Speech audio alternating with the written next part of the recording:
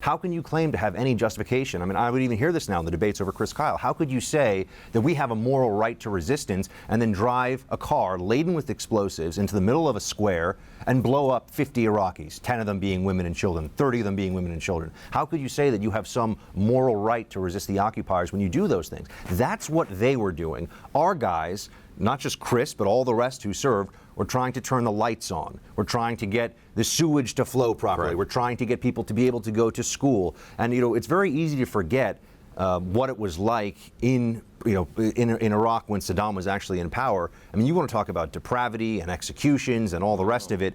So, we really are damned if we do, damned if we don't. We try to liberate this society. Yeah, but what if we liberate?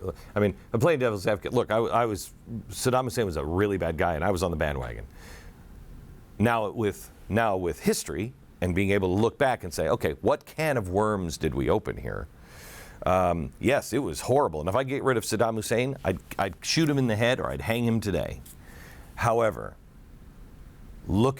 because of I believe our foreign policy and our lack of leadership, our lack of resolve, and I'm sorry, I don't believe the United States government is I believe if you're going to go into war, fight to win and then come home. We're not doing that. It's 14 years. World War II was 4. This is 14 years later. We're still in this thing. We're not fighting it to win. We won't even identify the enemy at this point.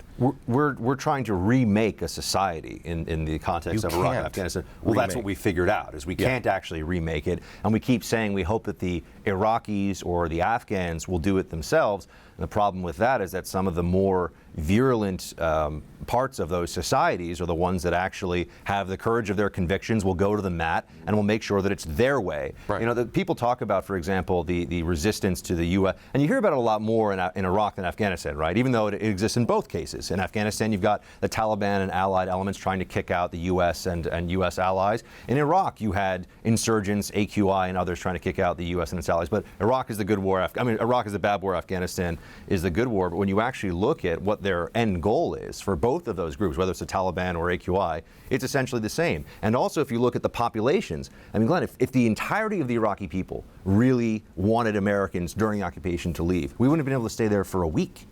You're talking about, even at the height of the insurgency, they would guess it was about 15 to 20,000 people in a country of 25 million. In Afghanistan, a country of 30 million. So you get 20 or 30,000 guys who have decided to swear allegiance to bin Laden or have sworn allegiance to some other jihadi figure, and they get to decide the whole country has to be a vortex of violence, bloodshed, and hatred. And we're the bad guys. I know. This is insane.